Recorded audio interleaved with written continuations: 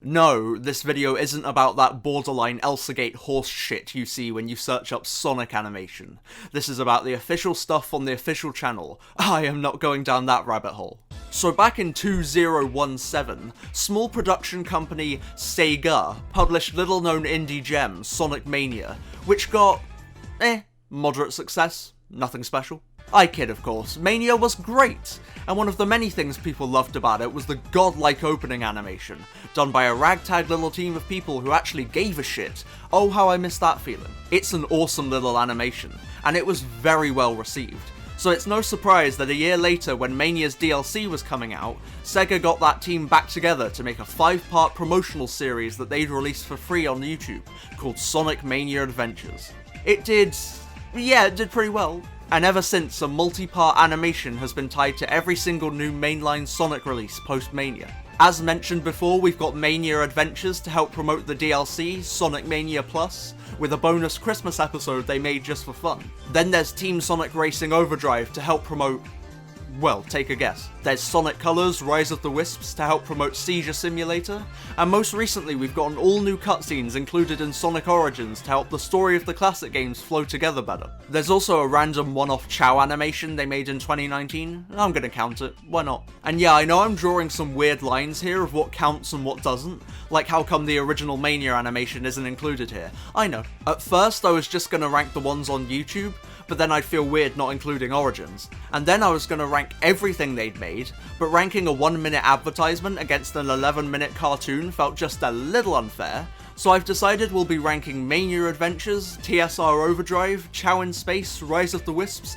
and all the Origins cutscenes. I've drawn the line here because while some are much longer than others, they all aim to tell a story, and length doesn't have to matter when you're telling a story. As much as I love Mania's opening, it's just trying to be a game intro, there's no story it's trying to tell. And then the adverts, I mean they're great, I love the sketch style and the continuity with that elevator, but they're adverts. A little animation saying buy video game isn't exactly going to compare to a full-on cartoon.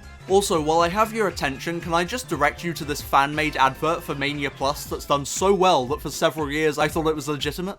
Really good stuff there. Anyway, with those disclaimers out of the way, let's stop wasting time and find out which is the best of the Sonic the Hedgehog YouTube animations.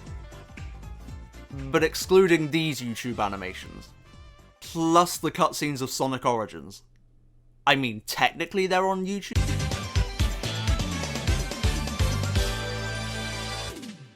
Number 5. Hey, speaking of, it's the cutscenes of Sonic Origins. Now, before we get into anything too much, I just want to make clear that all these animations I'm talking about today are really, really good. Like, I'm about to get fairly critical towards all of these things, but that's only because I've seen them 100,000 times, so the original charm and whimsy's been lost on me a little bit. But still, before anything else, these are all great. They're made by very talented people, have a lot of heart and soul put into them, and I'd recommend them over this shit any day of the week. So yeah, go watch all of them, even Origins' cutscenes. They're all wonderful. However, the cutscenes to Sonic Origins are fine. Well, no, they're good. I just said they're really good, fuck. I mean, in comparison to the others, they're just fine. That's how rankings work. On their own, they're really charming little in-betweens to the classic Sonic games, adding in little extra jokes and tying up a couple loose ends. They've got some wonderful animation, and are filled with care and attention to detail. But then you compare them to other stuff, specifically Mania Adventures, and all the good qualities I just mentioned are done better there. Both of these are ultimately classic Sonic characters dicking around and having adventures. And whilst I'm not going to compare them on plot, one has to squish into the classic timeline and one doesn't, they're not really comparable there. I am absolutely going to compare them in every other aspect because this is simply done better. Let's start with animation. Both of them are animated very nicely, obviously, but one has significantly more animation. Like, look at Tails, gets cornered and just kinda stands there .png for a few seconds before he's required to animate again. Let's compare that to Mania Adventures. Look here when Sonic's getting pumped up to fight Metal Sonic. The focus isn't even on Tails here, but he's still making fun little expressions in the background. Or here when the Flickies are being taken away in an egg capsule. It looks fine on its own, but if we go to Manure Advantageous, we see a better version. There's more animation on the Flicky, more movement on the capsule, it's all just more. And look at Amy here, she sure is cycling through a bunch of ready-made PNGs. The fucking classic Sonic sprite games have more animation than she does. But then even when these characters are just in PNG mode and are standing still, they're not safe, because there's some seriously off-model frames here. This is genuine Sonic X territory. Or hey, let's pull away from the characters themselves and look at the scenery. Those nice little backgrounds. Mania Adventures had these random floating pieces of shit that added shine and life to the world. Origins has... oh. Nothing. It's just a flat image. These both take place in the same classic Sonic universe, apparently. Let's talk about smear frames too. Smear frames are when frames of an animation are drawn with, well, smear. It simulates motion blur. Like look here in Manana Advelations when Sonic's looking in both directions. He does a little creepypasta face in between. That's a smear frame. It gives a motion more illusion of movement and generally tends to make whatever motion the character's doing feel more snappy too. It's less extreme, but look here again in Maniacal Advent when Sonic's doing that iconic little finger nose wipe thingy. There's some slight smearing going on there to simulate movement and it looks nice and snappy. Then look at the Origins version where it doesn't. Yeah, there's a lot of motions in Origins that probably would have looked nicer if there was a smear frame or two, and considering this was made several years after Manu knew Apaba, it's a little eyebrow raising that they're not there. Now to be completely fair, Origins does have some instances of smear frames. There's twice here on the Motorbug, then a fair few times with Sonic specifically, then a lot of moments that I guess count but really not really, then that's it. That's all the smear frames in this 5-minute total cartoony animation. The two Mania Adventures examples I gave come from the first 35 seconds of episode 1, so Now, some of you might be starting to get the idea that this thing was ever so slightly rushed, especially when I show you this scene where the flickies in the background do not move one fucking pixel. Look at them, their eyes don't even move when Sonic runs off, they're not looking at anything anymore. We've seen better from these guys, they're capable of better, so I think it's a pretty safe assumption to say Origins' cutscenes got rushed. But why could this possibly be? Gee, I don't know, maybe it's because of a publisher who spent years proving that they do not give a fuck about quality, so long as it prints the dollar bills? Gee, I don't know guys, this is a real mystery here. Yeah, I don't blame any of this stuff on the animation team.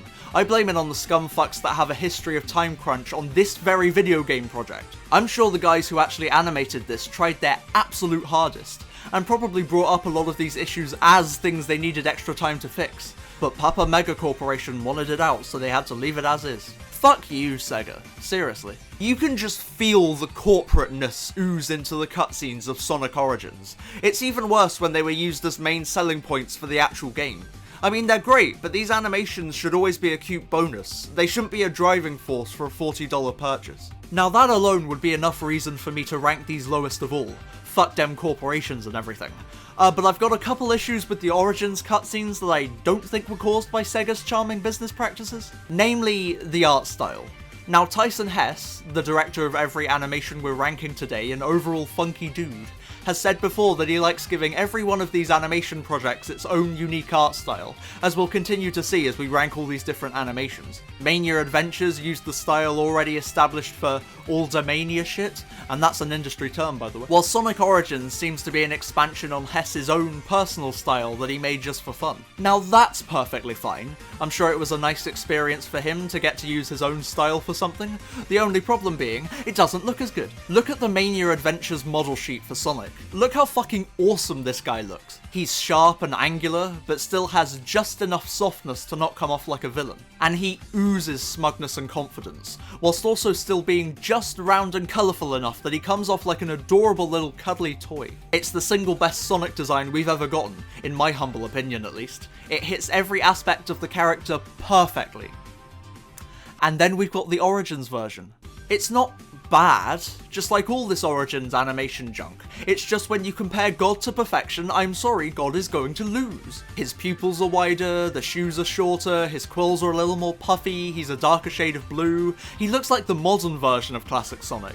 You know, the one that looks really fat for some reason. It looks like a 2D version of that. Now I just want to reiterate, opinion. It's my personal opinion. Tyson, please don't be mad at me. But this applies to every character. Look at Tails. It's very subtle, but it's totally there. He's rounder and less angular and less cute. You made Tails less cute. And then the same thing with Knuckles and Amy. I appreciate the difference is so minor that you might be asking, what's the point? And you might even diagnose me with terminal Sonic fan syndrome. But, like, this just doesn't look as good. It looks more corporately sanctioned. It looks like Sonic Team rocked up and said, hey Tyson, this is what the classic characters look like actually. Stick to our style, don't be creative please, thank you. Look at Knuckles' fists. In the Mania style, they're nice and sharp and pointy.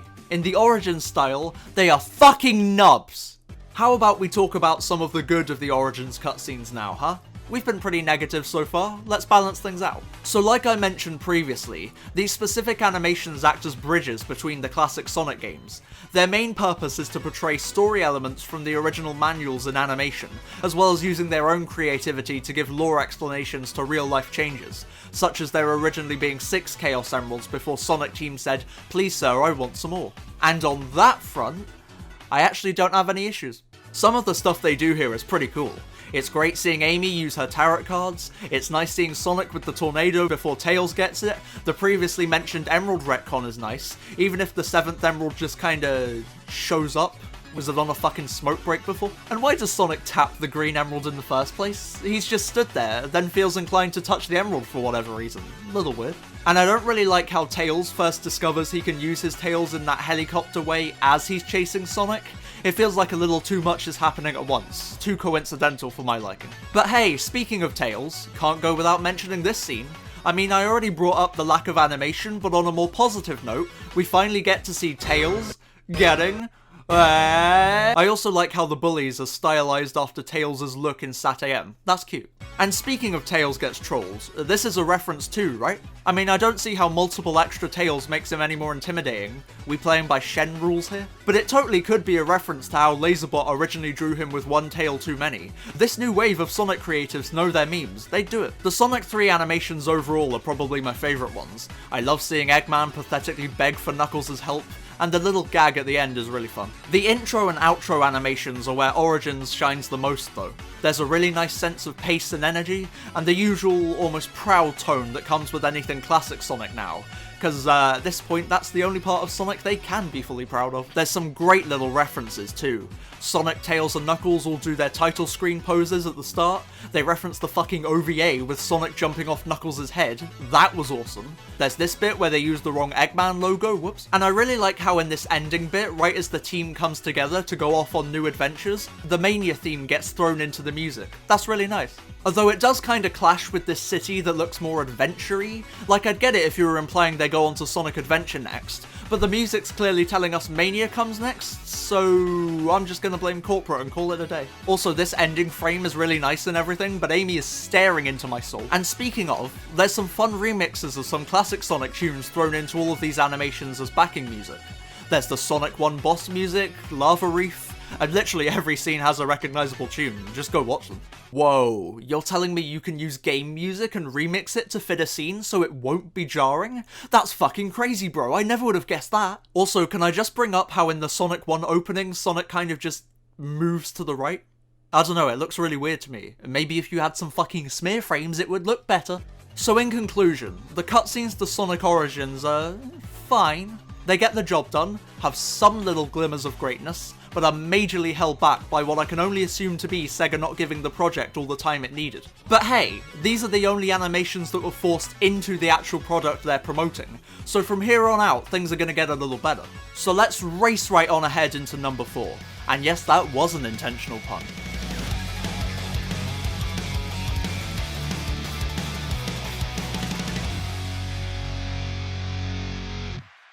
Number 4. Team Sonic Racing Overdrive. Man, remember the surprisingly large amount of promotional material they made for Team Sonic Racing? TSR Overdrive, I am not saying the full name every single time, is a 2-part animation that sees Team Sonic, Team Dark, and Team Rose all racing head to head, while Eggman and a couple of his robots try to ruin their day. Now it's pretty fun. There's a lot of good qualities here that I'll discuss in a second, but my biggest problem lies in the fact it's just racing. Like, yeah, no duh, obviously, but there's only so much you can do when the main premise is Sonic and friends race. And it feels like they use up every fitting situation anyway. You've got the villain stealing the trophy, the moment where the heroes aren't going to win but then just at the last moment they make it, and that's all you can really do, isn't it? It gets to the point where they have to make up new gags and scenarios that aren't even based around the racing just to fill up the time. So yeah, that Sega corporateness isn't entirely gone. This animation's mere existence keeps that feeling there. But hey, this time it wasn't used as a primary selling point to a video game, so it's automatically done better. And you know, when you get past the fact that this thing was probably executively ordered rather than being anything anyone was asking to make, yeah, it's pretty fun. TSR Overdrive aims to be a very light-hearted, comedic little racing adventure between the Sonic cast, and it does that very well. There's a great mixture of jokes that just about anyone can enjoy, and then just as many for longtime fans, something that's very important in getting people to enjoy your Sonic product. Jeff Fowler. TSR Overdrive gets this cast. It knows what they will and won't do, and exactly how they'd react to situations, better than the main game even. Big, for example. Big's done wonderfully here. When Sonic and Tails overtake him, what does he do? He takes it in his stride and gives them a little wave. And then when he's advertised some Froggy merchandise, he completely dips out of the race and buys as much as he can carry. That's great. Omega, too, just trying to be a good teammate and copying what Rouge does. Look at that thumbs up, what a chad. Knuckles aiding his team in any way he can, tribal loyalty and anger outbursts, it's all there. Everyone's great, though I have to say I thought Rouge was a particular standout. Everyone's had their personalities downgraded in recent times, and while loads of people clamour for characters like Shadow and Knuckles to get back on track, not many vouch for Rouge. Some just assume the sexy seductress thing is all there is to her, and that's simply not true. She's competitive, smug, cunning, devious, there's a lot to Rouge, just like all the other mainstays. And TSR Overdrive gets that right. She's all superior and smug towards Knuckles, and gets genuinely pissed off when it's clear she's out of the race. Yeah, it's not that much. Again, this is a cartoon entirely focused around racing. But it's more than just she has her eyelids halfway down and consistently speaks in a sexy tone of voice, and I appreciate that. A fun fact, the episode Rouge features in is called Eyes on the Prize, and they knew what they were fucking doing, I know where my eyes are. I especially love this one bit where she holds her arm out for Shadow's help, and then he just completely ignores her, and then she makes this fucking face. Though that does bring me to a slight negative. Sometimes TSR Overdrive feels a little too memey, for lack of a better word. Like, you've got some moments like Rouge's face and Knuckles' mocking that feel very in character, but then there's some parts where the faces are either a little too lingered on, or a little out of nowhere, or a little too exaggerated for the character that's making them, and I can't help but think, were these designed with the intention of becoming GIFs? Because that's what it comes off like.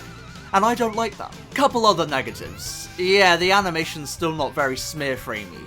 I already went through why I'd prefer that in the Origins section, so I'll just point it out and leave it there. I'm also not a very big fan of this weird 3D integration. The cars are all 3D, and Omega's entirely 3D, but they apply this weird filter to them so it fits in with the animation more. But it's got shinier lighting than the animation, so it's still noticeably different. What? The music's also a little underwhelming. It's all just reused stuff from the main game. I mean, it fits, and I get why they did it, but still, I would have ideally liked original music. And it's really weird that Team Vector isn't here. I'd get it if it was just Team Sonic and Team Dark facing off, but you bothered to include Team Rose too, and like a third of Team Eggman. So why couldn't these guys also show up? They're the only team in the game to not get represented at all. It would have been so fun to see what Silver and Blaze got up to in this. I can just imagine some of the animation gags. Also, you really called the team featuring Silver and Blaze that Vector just kind of awkwardly joins in the main game, Team Vector. Wow, fuck you. But yeah, that's Team Sonic Racing Overdrive. It's kinda held back by the premise, but it gets the characters super right, so it's still a pretty fun watch. Not nearly as much to say about this one as Sonic Origins, thankfully, so how about we move on to the next rank? Hey, hang on a second, why she got a breast line here but not in the close-ups? This is fucking censorship, damn it!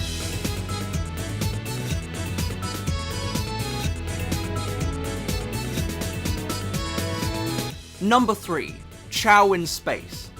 Actually, it's Sonic Presents Chow in Space official animation. Shut the fuck up. Now, Chow in Space already has an advantage over our last two animations. TSR Overdrive really feels like it was pushed for by executives to promote a product, and shit, with Origins we can outright prove that. whereas this is a one-episode animation that was released in December that centered around chows, those things Sonic Team doesn't want to touch with a 10-foot pole.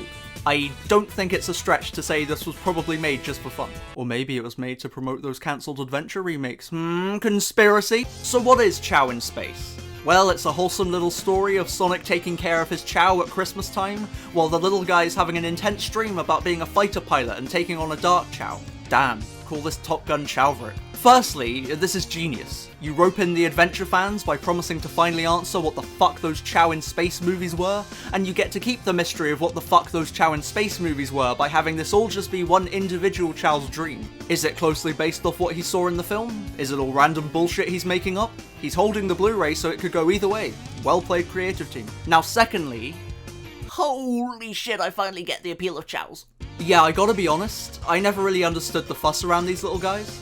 I grew up on modern Sonic Baldy McNosehair shenanigans, so the adventure stuff was long past my time. And I mean, I liked chows, I watched Sonic X, cheese is fun, but I never really understood why people were so damn determined to get the Chow Garden back one day. And I still don't, I mean, it's an entirely different game mode, would you not rather they were incorporated into the main gameplay? But after watching Chow in Space, yeah, I think I get why people like these things. They're just so fucking adorable. Just look at this bit, look at his stupid little waddle and listen to his dumb little noises.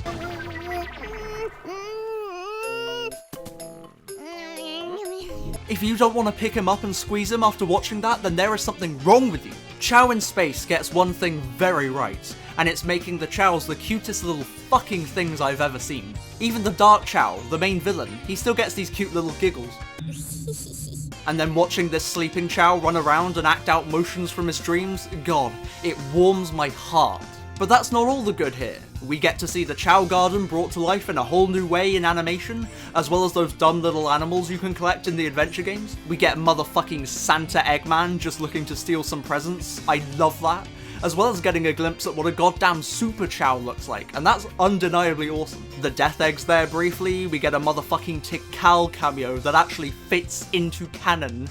Wow, you can tell this was not made by the higher-ups. And we also get to see a different side to Sonic. Dad mode Sonic. It's very wholesome 100. Although it's also resulted in this video being made, which somehow has 6 million more views than the original animation. How? It also gives us this wonderful moment where the Chow's dreaming about opening a bottle, but in real life he's tugging on Sonic's nose.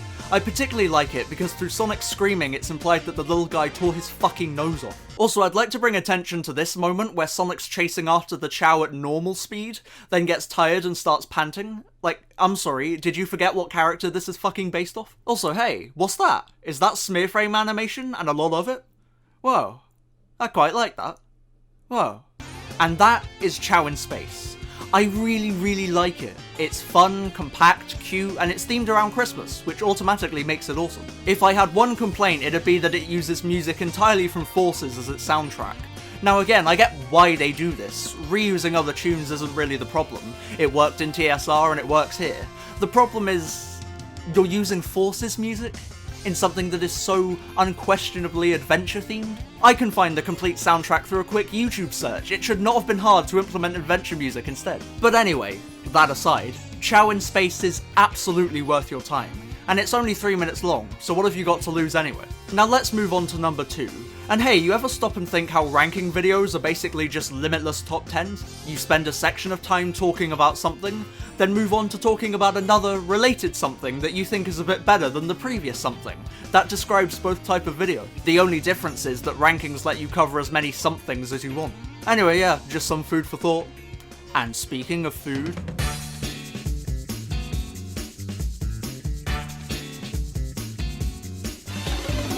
Number 2. Sonic Colors, Rise of the Wisps. Now, Sonic fanbase, put down your pitchforks. I can tell this will be a slightly controversial pick, but don't worry, I have the perfect explanation.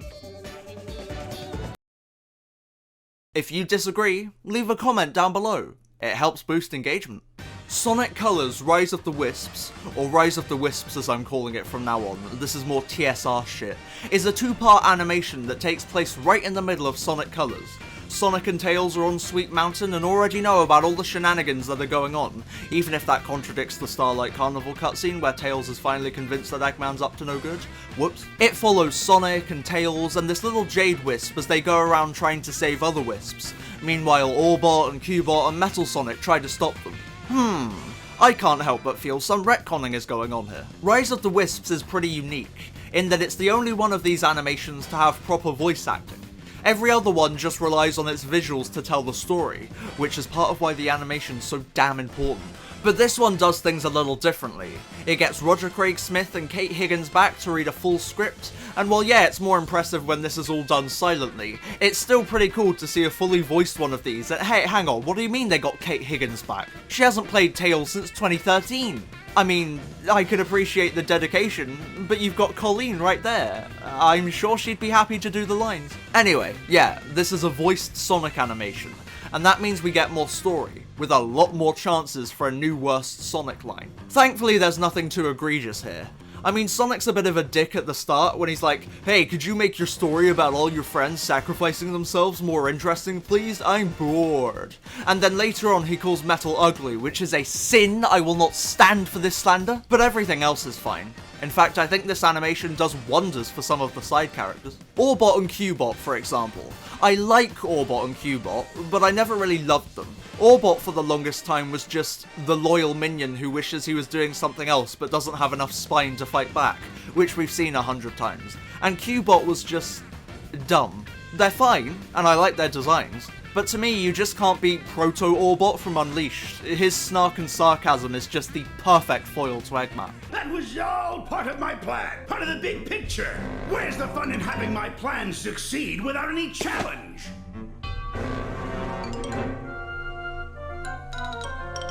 However, ever since Sonic Boom, I want to say, Orbot and Cubot were given that little extra something that makes them much more enjoyable for me, that being this almost Amy level of positivity. They're just really happy to be there helping out. It's quite charming, and that's doubled down on in Rise of the Wisps, giving us my personal favourite writing these guys have ever had. Orbot consoling Cubot when Sonic says he doesn't like them, then welding a Wisp capsule onto Metal just to help him out. And speaking of Metal, this idea of Orbot being an excited little brother to Metal Sonic is nothing short of fucking genius. I hope whoever came up with that got a raise. It's so smart. And it leads to a couple funny moments. I like this face Orbot pulls. Speaking of, that neatly transitions us into the visuals. They're not bad. I really like this art style in particular. It's very soft and pleasing to the eye, and it looks like it's probably easier to animate with.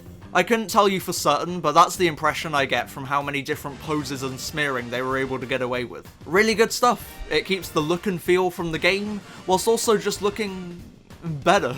There's also some pretty funny moments they get away with. This fucking frame, Sonic's little Eggman tiptoes, this bit of Metal Sonic spinning just gets me every single time, and I do not know why. Oh, and then speaking of Metal, this art style gives us one of the best things I have ever seen in animation, and I am not joking. Metal's a robot, right? So his face is gonna stay pretty static.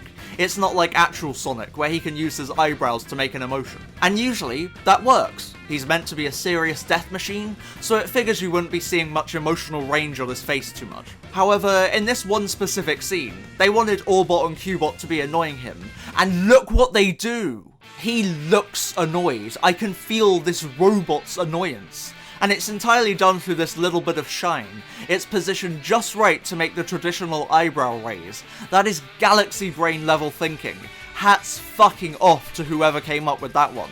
You deserve, like, all the awards. Rise of the Wisps also does a decent job at making the Wisps more likeable. Back in Colors, we were just kind of told the Wisps were these innocent little creatures, but the furthest they went with that was a dance party at the end and Yakka begging for help. I never really got a strong impression from these guys. But here, they actually do a fair amount to get you liking the Wisps. They make these cute little squeaks, they're super thankful whenever Sonic saves them, they try to help out wherever they can, and they're shown to be extremely loyal to one another. It's little things, but it goes a long way. They're not quite Chow levels of cute little squishy creatures that need to remain a staple of the franchise, but they're much closer to that now in my eyes. And, of course, right as I actually start liking the Wisps and Chows is when you're replacing them with yet another cute little creature for the series. We're getting these things called Cocos in Sonic Frontiers, and wow, yeah, collectible, nature-based creatures in an open-world game that have short names starting with a K? God, Sega, your creativity truly knows no bounds. But back to Rise of the Wisps. I'll save all that for the 3-hour review, you uninspired Zelda ripoff piece of shit. So we see Sonic using a variety of different Wisp power-ups, no duh. And I couldn't help but notice this moment here with the drill. He can't do that in Sonic Colors. The second you rise to the surface, the Wisp depletes. It was only in Sonic Lost World that they let the drill pop out of the ground briefly. The continuity department just took a day off for that one, huh? Also, it got me thinking, is Sonic okay with all of this? These things are changing this man's fucking genetics very frequently. Why is he so willing to have his entire physiology changed like that? And that's Sonic Colors, Rise of the Wisps. I really like it. It's a cute, fun little Sonic adventure, no, not that one, which will hopefully help you appreciate this game a little more. It ain't one of Sonic's best, but it's halfway decent. Unless we're talking about the version that this animation's actually promoting, in which case I hope you don't enjoy seeing things. Now, before we get to number 1, which you can figure out if you have a very basic human memory, I'd like to take a moment to talk about the animations that unfortunately didn't quite make the ranking. The animations that started all of this. The Mania animations. Now Mania technically has 4 animations. There's the opening, the trailer, the plus trailer, and the ending, which I'm not really going to say anything about because this is literally just some alternating PNGs. Perhaps I was too harsh on you, Origins. Both of Mania's trailers are really nice though. The first one has this sketch style which must have taken way more effort than you'd think to pull off well, and then right at the end it transitions into colour when they get on the elevator to go to the Mania level, which is a nice touch. And then Plus's trailer picks up right where that left off. The elevator's closing and oh wait, we've got 2 new passengers.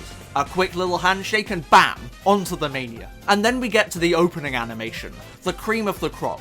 It actually keeps continuity with that trailer, showing Sonic, Tails and Knuckles all riding the elevator up to the Mania level. And not Mighty and Ray though, they were introduced in the DLC so they couldn't be featured here. Continuity be fucked. Anyway, the elevator door opens and bam, you're hit with that glorious Hyper Potion soundtrack.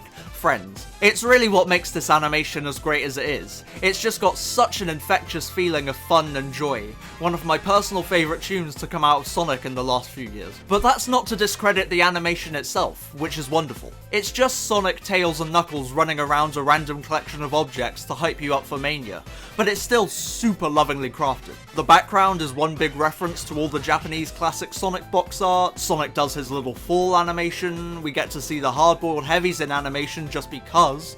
No one talks about these guys anymore. I love them, they're awesome.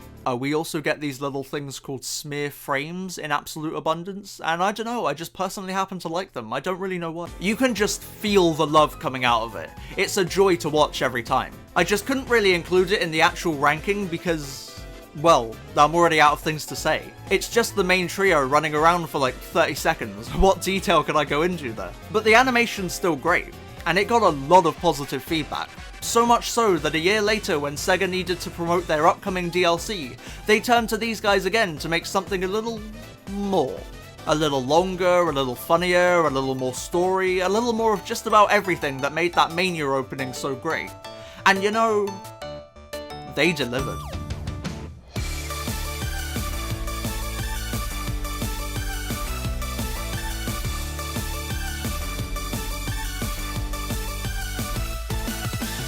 Number 1. Sonic Mania Adventures. Or Perfection, as it's known in my lexicon. Mania Adventures just gets everything right. This fires on all cylinders. Any grievances I had with previous animations are completely gone here.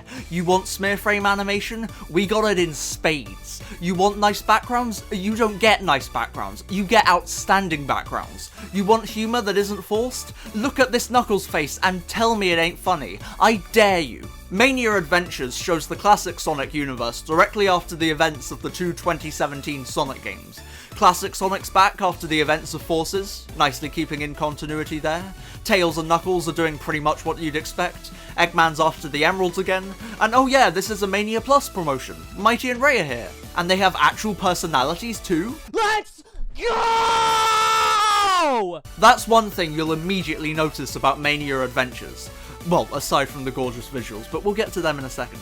The personalities here are spot on. TSR Overdrive got them right, but Mania Adventures gets them a whole nother level of right. Sonic, He's adventurous, helpful, competitive, doesn't like losing, takes great pleasure in foiling an Eggman plan, and does it all with his signature snark and cool posing. Tails. He's smart, likes to hold back from the action a little bit more, but isn't afraid to get into a fight, is always there for Sonic, and when the two work together as a team, they're all but unstoppable. Knuckles. He's angry, aggressive, ain't the sharpest tool in the shed, suspicious of anything and anyone, packs quite the punch, and his one and only priority is protecting the Master Emerald. Yeah, I'm sorry, you people want to claim this is the best version of Knuckles? Watch a cartoon or two. Then there's Eggman, who's just as perfect a mix of menacing and comical as ever. There's Metal, who's villainous. That's kinda all there is to Metal. And then there's Mighty and Ray, who have had personalities before, but that was only in some comic books that lasted 200 plus issues with multiple spin-offs that you can't even legally buy anymore,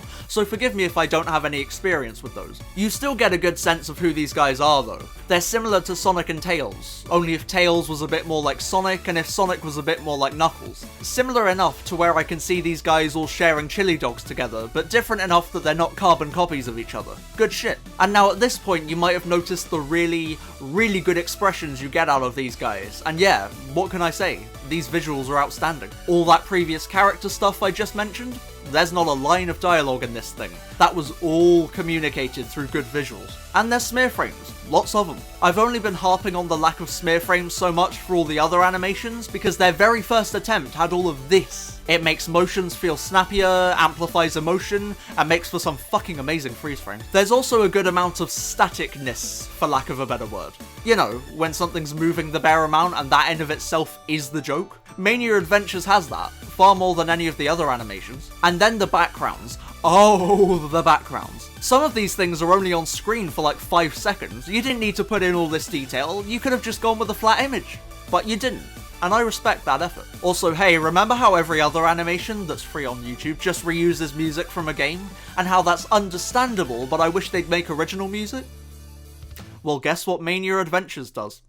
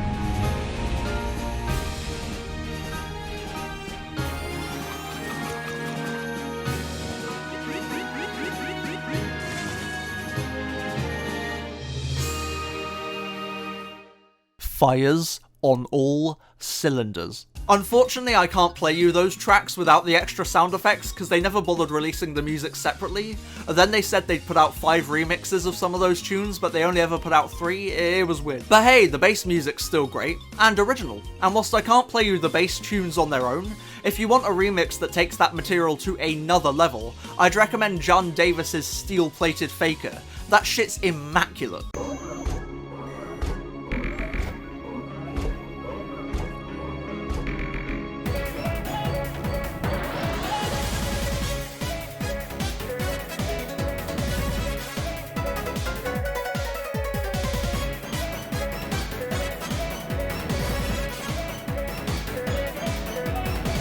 But back to the actual animation. Mania Adventures can be funny, whether it's some of those previously mentioned static moments, characters just being themselves, or fucking anything involving Knuckles.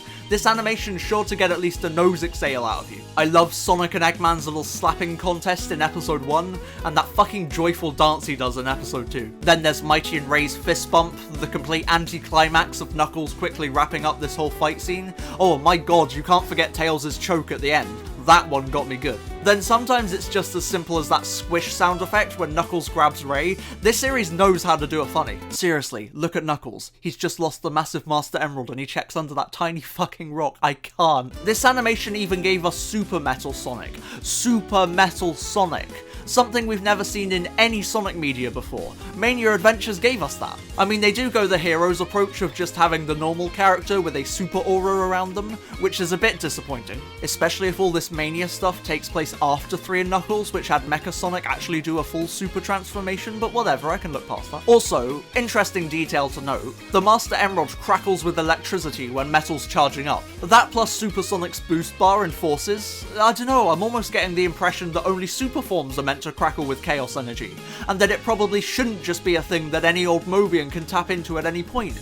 I don't know guys, that's just an observation there. I also love how Mania Adventures adds in whole new mechs and level ideas that feel ripped straight out of a classic Sonic game, but they're actually all new. Like this little flicky capsule with a hidden Eggman trap, that could be an obstacle in a level, or this drilling machine, not massively different from stuff we've seen before, but it could still be a fun boss fight. All these tiles in Eggman's lair that raise up and hold you in place for a few seconds, that's an entire level hazard right there. Speaking of, I love the design of Eggman's lair in this. Having the mustache be all the smoke pipes, that is using your character design smartly. But yeah, that's Sonic Mania Adventures. It's animated gorgeously, doesn't waste a single idea, has a godly soundtrack, and oh yeah, it has an entire bonus episode that they made just for fun. This to me solidifies Mania Adventures as the best one. They didn't have to do this. No product was coming out that needed promoting and the story was all wrapped up. This was done purely for fun. And it's not some quick little add-on either. This is the longest episode out of all 6. So what does it follow? Christmas on Angel Island? Tails going to hospital after coughing up a chunk of chili dog? Nope. It just follows a whole new character that hasn't been in any of the previous animations, cause why not tackle Amy in your bonus episode made for fun? God, this just gets Amy so right. She's one of the most optimistic characters in the entire Sonic universe. Where someone might see a character as a threat or a lost cause, Amy sees someone in need of a helping hand. Where others might lose hope or give in to despair, Amy's always there to lift their spirits. And that's so well represented here.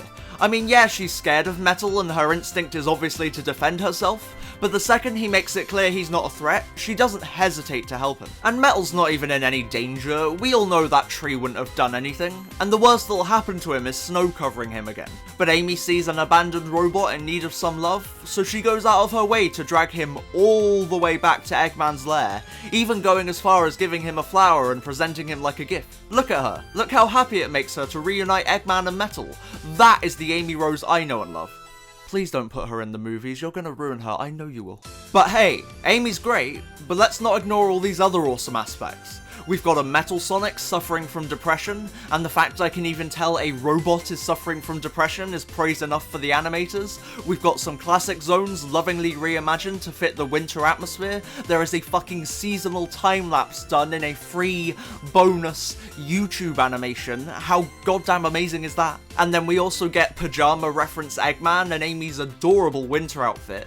God, I want a plushie of that. And it's all capped off by revealing that Sonic spends his Christmas time camping out an Eggman base. What a true hero. So Mania Adventures, in its totality, simply put, is one of my favourite Sonic things to exist, period. It's funny, it's action-packed, it's heartfelt, it's just so Sonic. And you know, that might be part of why I love it so much, as well as everything Mania related. Sonic nowadays is trying so hard to be current. The movies are selectively targeting kids, Prime's tapping into the multiverse trend, and Sonic of the Wild is just Zelda Frontiers with a surface level Sonic skin put on top. But Mania and Mania Adventures by proxy never did any of that. They were just Sonic, loud and proud about it too.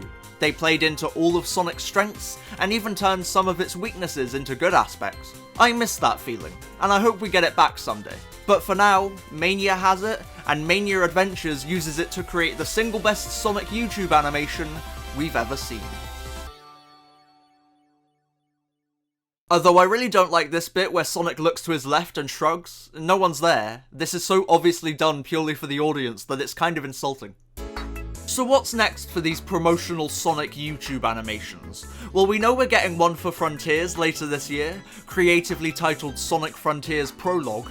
I mean, Jesus Christ, even the movies came up with something better than that. It looks fine, I guess? I mean, right now we really don't have much to go off. It was literally a blink and you'll miss it kind of teaser. But I'm sure it'll be fun. It's seemingly Knuckles focused, which will be a nice change of pace, and it'll give us some insight into whatever the fuck Frontiers' story is shaping up to be. I've seen several conflicting reports and, oh man, that is not good. It's also a little hard to tell from this singular PNG with a rain effect on a separate layer, but if I had to guess, I'd say there probably won't be much smearing here, or maybe even animation at all. This one's directly tying into the next game's plot, so I'm assuming it was rushed a fair bit.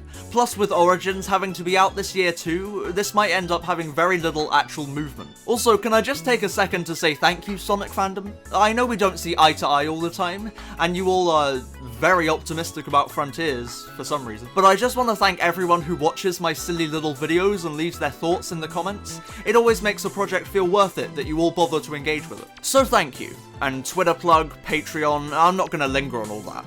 I've got a Patreon if you want to support me, and I've got a Twitter if you want to see me rant about anything and everything Sonic. I swear I do like this franchise. But thanks for watching. I hope you enjoyed. And hey, do you know what music they use for the Mania Adventures credits? It's Only Fucking Friends. This animation is the fucking best!